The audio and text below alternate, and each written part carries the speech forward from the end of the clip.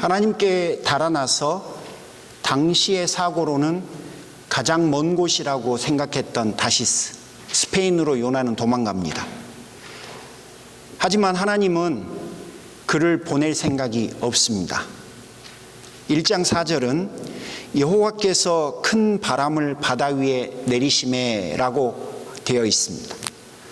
여러분, 큰 바람은 최근에 바하마를 강타한 도리안과 같은 허리케인으로 이해하시면 여러분 이미지가 쉽게 다가오실 것 같습니다.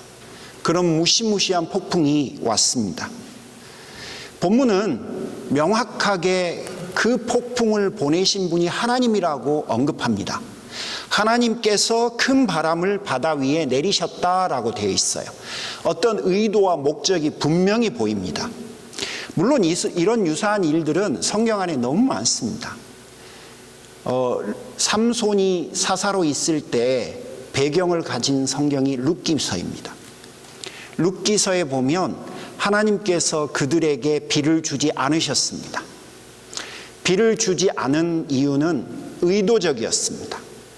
그리고 그 비가 오랜 동안 오지 않자 그분들은 기근에 시달렸습니다. 먹을 곡식이 없었죠.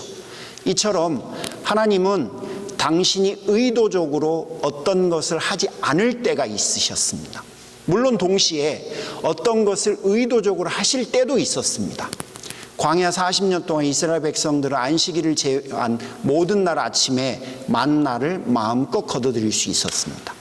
하나님은 아침마다 그들에게 먹을 만나를 내려주셨습니다. 이런 것처럼 하나님은 천지를 창조하신 분으로서 의도적으로 모든 것을 주관하실 수 있습니다. 오늘 본문의 4절에서 바로 그 하나님의 모습을 우리에게 설명합니다. 하나님께서 큰 바람을 일으키매. 여러분, 우리가 알아야 될 또 다른 것은 물론 이 큰 폭풍은 요나의 불순종 때문이죠. 이유는 바로 요나가 하나님 앞에 불순종한 것 때문에 그렇습니다. 자, 5절부터는 이제 이야기가 폭풍 속에서 전개가 됩니다. 폭풍을 맞은 사람들의 이야기가 그 다음부터 뒤따릅니다. 5절부터 6절을 보실 때는 여러분 요나서의 저자가 의도성을 갖는 것 같은 느낌이 듭니다. 그건 뭐냐면 제가 판단하기에는 등장하는 이방인들과 요나를 구분시킵니다. 대조시킵니다. 요나가 한 모습과 이방인들의 모습을 설명하고 대조하는 거예요. 묘사하고 대조합니다. 묘사함으로 대조시킵니다. 그러니 독자인 우리는 그 저자의 의도대로 한번 본문을 보면 좋겠어요. 일단 5절에는 벳사람들이라고 하는 이방인이 등장합니다. 그리고 요나의 모습을 대조시킵니다. 6절에는 선장이라는 이방인이 등장합니다. 그리고 요나의 모습을 대조시킵니다. 자, 5절 한번 보십시오. 5절 한번 읽어보실까요? 시작. 슬라이드를 좀 보여주시겠습니까? 바이블들을 다 아직 안 펴신 것 같습니다. 5절 한번 보여주십시오. 네, 5절 나왔죠? 한번 읽어보시겠습니다. 시작.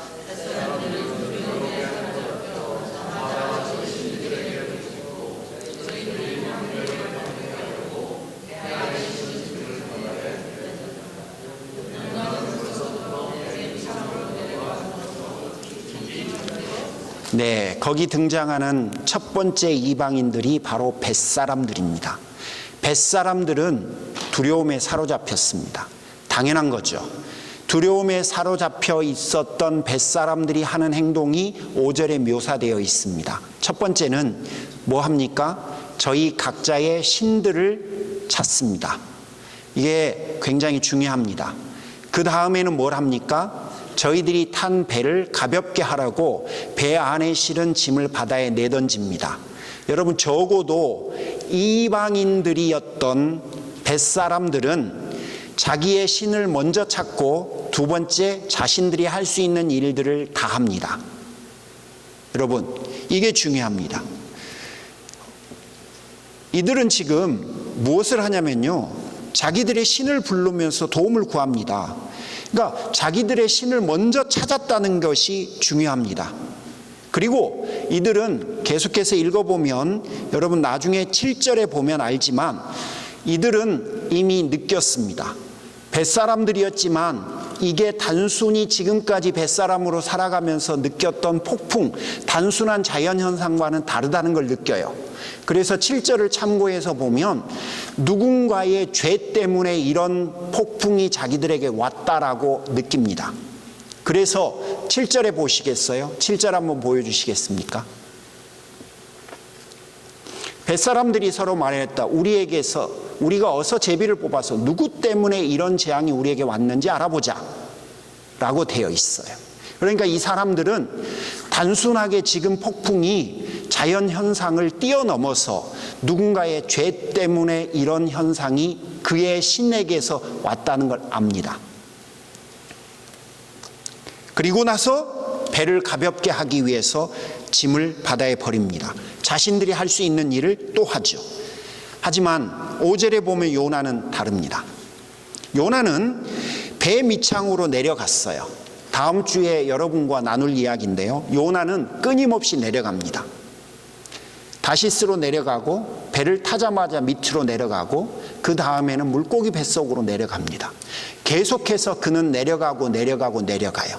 여기서 내려가다는 단어는 여러분 그냥 단순하게 내려간다는 의미보다는 그가 하나님을 향해서 어게인스트 하고 있는 것을 이미지화한 단어가 아닌가 하는 생각을 합니다. 그렇다면 그는 내려갔어요. 내려가서 뭘 합니까? 잠을 잡니다. 잠을 자는 이유를 좀 추정해 봤습니다. 그냥 이건 저의 추정이에요. 성경에 안 나옵니다.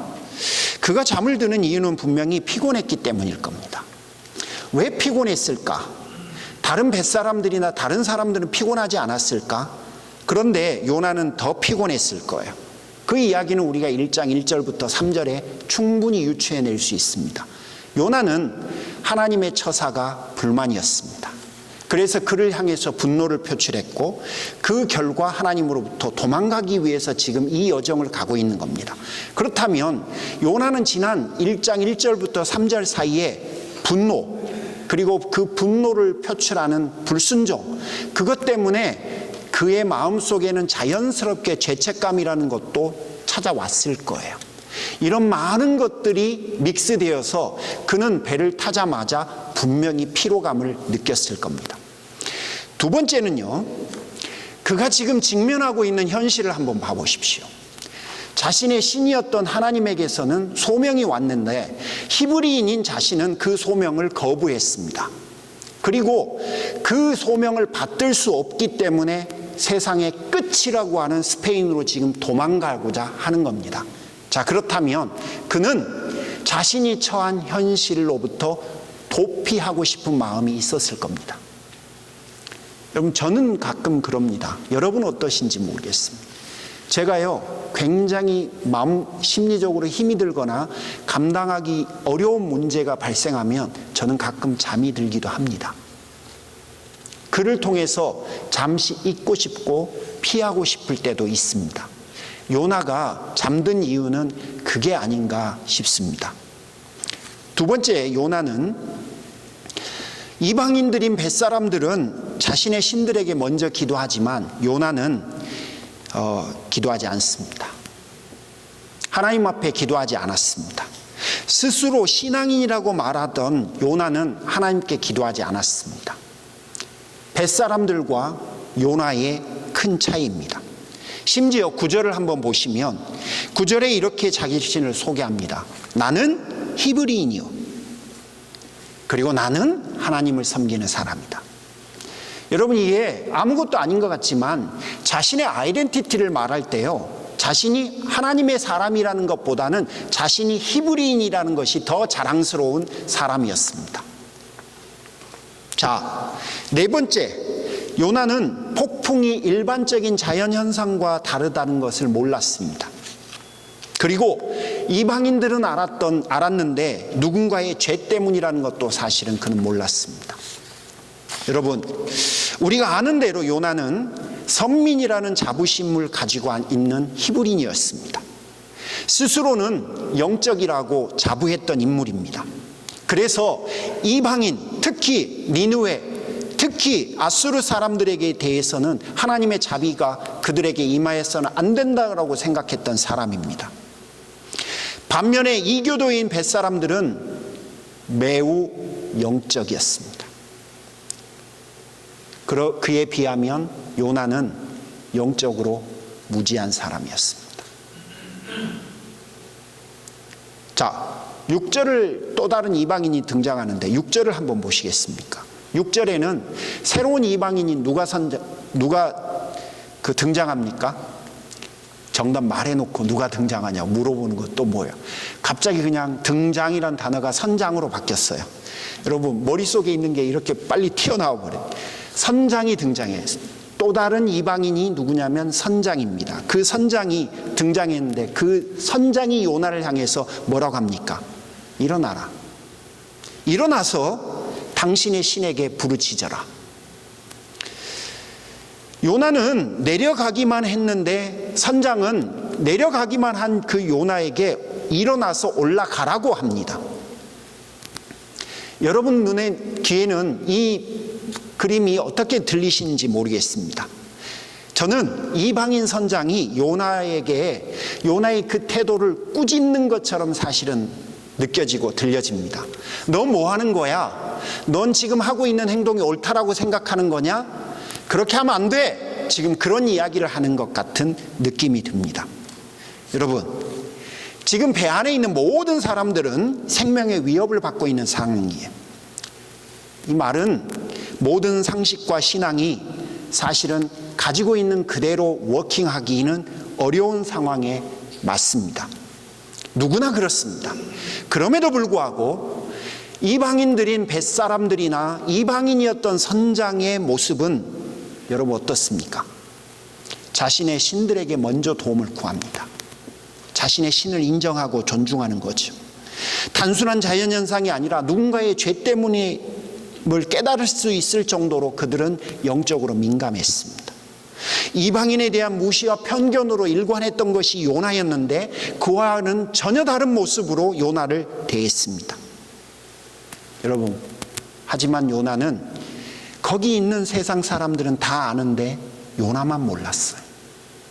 요나는 영적으로 무지했습니다. 이방인들이 이 그림만 놓고 보면 요나보다 훨씬 낫습니다. 어쩌면 여러분 정말 어쩌면 저는 6절에 나와 있는 이 모습이 세상이 성도들인 우리를 꾸짖는 것 같은 느낌이 들기도 합니다. 밖에서는 폭풍이 불건 말건 무관심하게 요나처럼 살아온 우리 자신, 내가 가진 것으로 주위 사람들의 고통을 덜어주려는 어떤 노력도 하지 않고 살아가는 내 자신의 모습, 헌신은 부담스러워하면서 편안함을 지향하고자 하는 요나와 같은 내 모습, 그것들을 꾸짖는 거 아닌가 그런 생각이 듭니다. 너만의 세이프티 존에서 잠든 것이 정답이냐고 세상이 나한테 묻는 것 같아요. 모두를 위해 너가 할 수 있는 일을 해야 그게 신앙인이 아니냐라고 꾸짖는 것 같아요. 여러분, 그런 꾸짖음에, 그런 세상의 꾸짖음에 우리가 한 번쯤은 귀를 기울여 봤으면 합니다. 내 안에, 내가 살아오는 내 생각 안에, 내 신앙 안에 지금 요나와 같은 그런 모습은 없는지 여러분 한번 살펴보시죠. 9절로 한번 가보겠습니다. 9절에서 요나는 이렇게 말합니다. 나는 히브리 사람이고 하나님을 섬기는 사람이요. 여러분, 오늘 설교의 주제와 핵심은 여기에 있습니다. 나는 히브리 사람입니다. 나는 하나님을 섬기는 사람입니다. 자기의 신을 이름을 먼저 불렀던 이방인들 생각나십니까? 하지만 그에 반해서 요나는 자기의 아이덴티티를 자신이 히브리 사람이라는 것에서 먼저 찾습니다. 하나님의 자녀됨보다 내가 히브리 사람이라는 것이 그에게는 더 우선이었습니다. 팀 켈러는 이 본문의 모습을 보면서 요나를 이렇게 표현했습니다. 요나의 마음에는 하나님이 새겨져 있지 않습니다. 요나는 자신을 위해서 단지 하나님이 필요했을 뿐입니다. 여러분에게 드리고 싶은 질문이 하나 있어요. 여러분 스스로에게 한번 질문해 보시죠. 나는 영적인 삶을 살고 있는가? 나는 지금 살아가고 있는 신앙이 정말로 영적인가? 진짜로 영적인가? 그게 진짠가? 여러분 한번 스스로에게 질문해 보시죠. 여기서 말하는 영적이라는 건요, 누가 못 보는 것을 나는 보고 누가 못 듣는 걸 나는 듣는다, 그런 말이 아니에요. 그거는 영적인 표현이 아닙니다. 영적이라는 것은 육적이지 않다는 거거든요. 육은 나예요. 나를 말하는 거고, 영적인 건 하나님을 말하는 거예요. 그렇다면 영적이라는 건 무엇을 의미하냐면 내가 하나님과 동행하고 있는가, 다르게 표현하면 하나님과의 언약 관계 속에서 신실하게 살아가고자 하는가, 그런 말이에요. 나는 진짜 영적인가? 다시 말하면 여러분이 영적이라고 말하는 게 진짜예요? 정말 그게 옳은 거예요? 한번 생각해 보십시오. 이게 제가 오늘 여러분에게 드리고 싶은 핵심입니다. 그림자는 본질을 투영해요. 지금 제 옆에도 그림자가 하나 생겼죠. 이 그림자가 분명히 저를 닮았습니다. 그림자만 보면 전 줄 아실 거예요. 하지만 이 그림자는 제가 아니에요. 얘는 나를 투영하지만 사실은 가짜입니다. 실체는 접니다. 우리 지역에서 목회하는 몰로 파크 장로교회 담임 목사님이 존 오트버그예요. 이분이 제가 알기로는 윌로우 크릭 교회의 설교 목사였습니다. 그때 한 권의 책을 썼는데 그림자 사명을 극복하라라는 책이었어요. 제가 그 그림자 사명이라는 단어에서 그림자 신앙이라고 하는 단어를 하나 만들어 봤습니다. 여러분, 그림자 신앙 진짜 같아요. 속고 사는 거예요. 가짜예요. 옛날에 우리가 흔히 신었던 나이키를 신고 싶었지만 나이키를 신지 못했던 사람들이 나이스를 사 신었잖아요. 나이스는 나이키가 아닙니다. 그림자로는 오래 못 가요. 그거는 가짜일 뿐이에요. 요나가 바로 그림자 신앙이었어요. 그는 분명히 하나님의 사람이고 그는 영적이라고 생각하고 살아왔어요. 하지만 그의 신앙은 이방인인 벳사람과 사공과 비교만 해도 그의 신앙은 영적이지 못했습니다. 여러분, 그는 영적으로 무지했고 타인의 고통에는 관심이 없었으며 자신의 정체성 또한 하나님의 자녀가 아닌 히브리인이라는 것에서 찾았던 인물이에요. 불쌍한 사람이죠. 우리 또한 요나의 함정에 쉽게 빠질 수 있어요. 여러분, 나도 내가 신앙인이라고 하는 그 아이덴티티를 여러분 그림자에서 찾아올 수 있는 거예요. 나의 나됨은 우리가 성도이고 신앙인인 것은 나를 향한 하나님의 사랑과 주님의 은혜 때문이에요. 다른 어떤 것에서 오는 게 아니라요, 나를 향한 그분의 사랑과 그분의 은혜 때문에 내가 성도가 되고 내가 지금 신앙인인 거예요. 반면에 어떤 분들은 자신의 헌신과 성취에 기초한 영성생활을 하시기도 합니다. 그래서 그분들이 즐겨 쓰는 말이 내가 어떻게 했는데 라는 말이에요. 내가 어떻게 했는데. 여러분, 이런 것들을 의지하면요 3번 부인한 후 베드로처럼 무너질 수도 있습니다. 신앙과 고백이 조속으로 변할 가능성이 큽니다. 아주 그 신앙과 삶이 불안정할 겁니다. 눈에 보이는 것, 자신이 직면하고 있는 상황들, 느끼는 감정에 의해서 자신의 신앙의 상태가 달라지게 될 겁니다. 이유는요, 그분이 나를 위해서 해주신 은혜와 사랑에 기초하지 않고 내가 한 헌신과 성취에 기초하기 때문에 항상 흔들릴 수밖에 없는 거예요. 자신의 본질은 못 봅니다. 자신의 실체를 볼 수 있는 능력이 그에게는 없어요. 그는 항상 위장된 자아, 자신이 이뤄놓은 것에 속고 신앙생활을 하게 되어 있습니다. 그러므로 진정한 회심에 이를 수가 없습니다. 지속적으로 다른 누군가를 평가하고 판단할 거예요.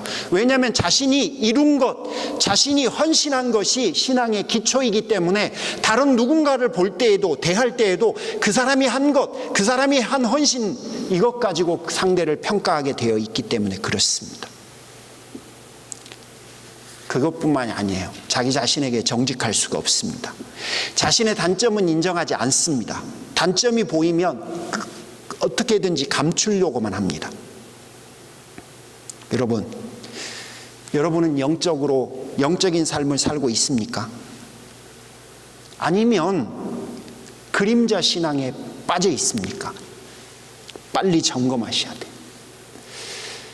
빨리 점검하셔야 돼요. 내가 정말 영적인 삶을 살고 있는가? 내가 살고자 하는 영적인 면들은 진짜인가? 아니면 그림자인가? 점검하셔야 합니다. 그림자 신앙을 혹시 가지고 있다면 우리는 극복해야 합니다. 다시 말씀드리지만 성도는, 내가 성도인 이유는 그리스도를 향한 나의 사랑이 아니라 나를 향한 그리스도의 사랑 때문입니다. 무엇을 하고 있소? 잠을 자고 있다니 일어나시오. 왜곡된 신앙 위에 살아간다면 세상은 우리를 이렇게 꾸짖을 겁니다. 그리스도를 향한 나의 헌신이 아니라 우리를 향한 하나님의 사랑에 여러분의 신앙을 포커스를 맞추시길 바랍니다. 나만 괜찮으면 된다는 무관심에서 여러분에게 주신 것으로 다른 이들의 고통을 덜어주는 삶을 살려고 애쓰십시오. 여러분이 무엇을 할 수 있는지를 고민해 보십시오. 고민해서 살아내십시오. 우리는 요나가 아니고 우리는 신앙인이고 우리는 그분을 사랑하는 그분의 자녀이기 때문에 그렇습니다. 마지막 한 가지를 더 말씀드리고 싶습니다. 하나님은 당신의 뜻을 결국은 이루십니다. 우리가 너무나 잘 아는 진리지만 여러분 다시 한번 리마인드 하시기를 바랍니다. 요나는 도망가지만 하나님은 요나를 다시 제자리에다 데려다 두셨어요. 사도행전 이야기를 좀 해볼까요? 연한 새순처럼 막 태어난 예루살렘 교회, 그 교회가 서서히 자라가고 있었습니다. 그런데 그러는 와중에 교회의 대표격이었던 베드로와 요한이 복음을 전한다는 이유만으로 관리들에게 위협을 받습니다. 앞으로는 복음을 전하지 마, 경고를 받습니다. 성령을 속인 이유 때문에 아나니아와 삽비라라고 하는 성도, 우리말로 하면 우리 공동체 안에 속하는 인물들 한 부부가 죽임을 당합니다. 뒤숭숭해졌겠죠. 그러는 와중에 사도들이 감옥에 갇힙니다. 처음에는 위협만 하더니 이제는 실제로 감옥에 가둬버립니다. 찬물을 끼얹는 사건들이 계속됩니다. 불안불안하죠. 그런데 결국 터질 것이 터지고 맙니다. 사도행전 7장에 가면 스데반 집사가 순교를 당합니다. 여러분, 이 일로 인해서 이제는 스데반 집사의 순교뿐만 아니라 성도들을 향한 대대적인 박해가 시작됩니다. 성도들은 살 길을 찾아서 예루살렘을 떠나요. 이곳저곳을 흩어집니다. 식민지 이곳저곳에 흩어지고 교회는 문을 닫을 지경에까지 이르릅니다. 교회 안에는 사도들밖에 남지 않았습니다. 여러분, 이제 한번 상상을 해보시죠. 하루아침에 타향살이를 시작해야 되는 성도들, 사도들밖에 남지 않은 교회, 그 교회를 바라봐야 되는 사도들. 여러분, 어땠을까요? 교회도 사도들도 성도들도 막막한 시간들이었을 겁니다. 그런데 반전이 일어납니다. 성도들이 흩어져 갔던 그곳에 하나님과 함께 가셔서 그들을 돌보고 지키고 그들을 축복하시기 시작한 거예요. 그 결과 성도들은 자연스럽게 그곳에서 정착을 하고 그곳에서 하나님을 찾기 시작하고 하나님을 찾으면서 교회가 한 곳 한 곳 생겨나기 시작합니다. 사도행전 7장 때만 해도 감히 상상할 수도 없었던 그런 일들이 벌어지기 시작한 거예요.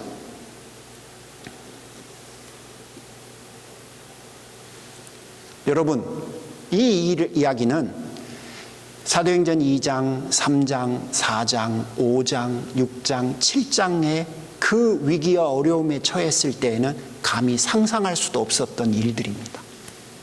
그런데 그 일을 하나님께서 그렇게 하셨어요. 사람들은 스데반을 죽이고 사람을 핍박하면 된다고 생각했지만 하나님은 죽이자 세우셨고 핍박하고 흩어버리자 그곳에서 그들을 축복하셔서 다시 세워버리셨어요. 바로 하나님이 가지고 계신 놀라운 은혜이자 능력입니다. 여러분, 이런 일은요 수도 없이 많고 그 수도 없이 많은 일의 절정은 십자가예요. 죽으면 끝이라고 생각했고 다 좋아했습니다. 이제 끝났겠지. 그런데 하나님이 죽음 속에서 다시 살려버리셨어요. 여러분, 이게 얼마나 놀라운 일입니까? 물론 하나님께서 사람들에게 수도 없이 알려주셨어요. 죽일 거다. 하지만 내가 살릴 거다. 사람들은 믿지 않았어요. 죽음을 생각지도 않았고요. 받아들이지도 않았고요. 감히 죽음 속에서 다시 살아낼 거라고 상상도 하지 않았습니다. 하지만 하나님 그렇게 하셨어요. 사람은요 애초에 죽음 그리고 부활을 받아들일 만한, 상상해낼 만한 그런 능력이 없는 사람들이에요. 없는 존재예요. 우리에게는 그런 능력이 원래부터 없어요. 그걸 이해할 만한 능력도 없고요. 그걸 받아들일 만한 능력도 우리에겐 없어요. 우리는 원래 실존이 그래요. 하지만 하나님은 그 모든 것들을 능가하고 뛰어내서 결국 죽음 이후에 다시 살려버리셨고, 한 사람을 살리고 한 사람을 죽임으로 모두를 살려버리셨습니다. 여러분, 이게 바로 하나님이십니다. 하나님은 어떤 방해와 어떤 도전에도 결국 뜻하신 바를 이루는 분이 바로 하나님이십니다. 따라서 여러분에게 권합니다. 여러분이 어떤 상황에 처하든 믿음으로 살아가십시오. 어떤 상황에 처하든 믿음의 길 위에 계십시오. 그래야 삽니다. 질문합니다. 오늘 여러분은 영적이신지요?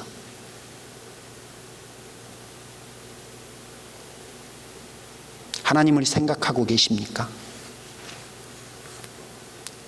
혹시 그 하나님을 향한 생각이 그림자는 아니시죠?